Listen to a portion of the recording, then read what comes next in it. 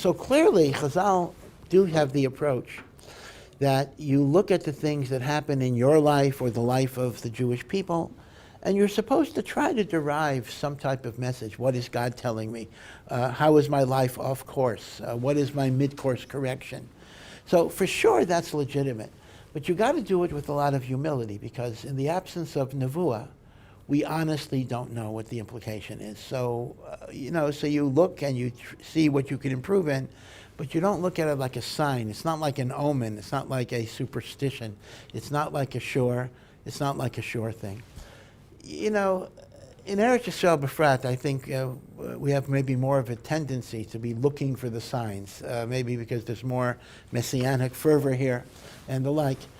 But it's sometimes it gets a little too far. So especially when it involves blaming other people. So if something happens, so one group will say, "Oh, this is because of the aveira that these people are doing," and another group will say, "No, it's the aveira that you're doing. No, it's the aveira that they're doing." It's usually not the aveira that we're doing. It's always like looking at other people. So you got to be very, very careful. You can see now how important nevuah was for Klal Yisrael. We think the Nevi'im only gave the big messages about war and peace. The Vilna Gaon says, in the days of Nevuah, you could get a private appointment, just like you'd go to a therapist, lahavdil. You can go to a Navi, and these were not even famous Nevi'im, because I'll say at one point there were like 1,200,000 Nevi'im. Now, not all of them made it into Tanakh. Only 48 men prophets and 7 women prophetesses are in Tanakh. So what happened to the other hundreds of thousands? They had private practices. You'd go to them and say, "Hey, what do I need to fix in life?" This is the Vilna Gaon says. And the Navi would give you like private hadracha. That's a wonderful thing. You mamish are told through Hashem, what does it need that I need to work on? We don't have nevuah today. So as a result, and Chazal say, the only people that have nevuah are shaitim, are idiots, like the town idiot that sometimes says prophetic things. In fact, I tell you,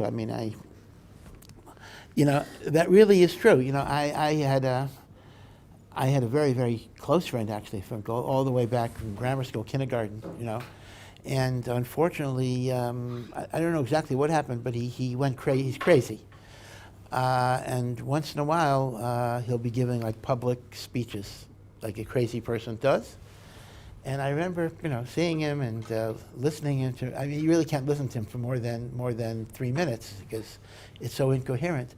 But at some point, I once was really startled in the middle of this incoherent rant that made no sense. There were things that were startling me, like prophetic or true. The idea that prophecy is sometimes given to the crazy is actually true because it's so intermingled with everything else, but there are things there, or children even.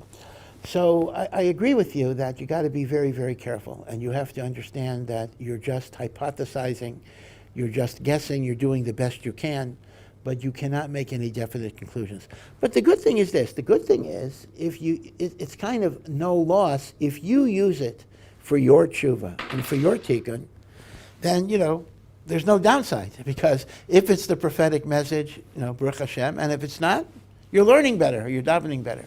So I think maybe if you approach it that way, it's kind of more healthy and balanced.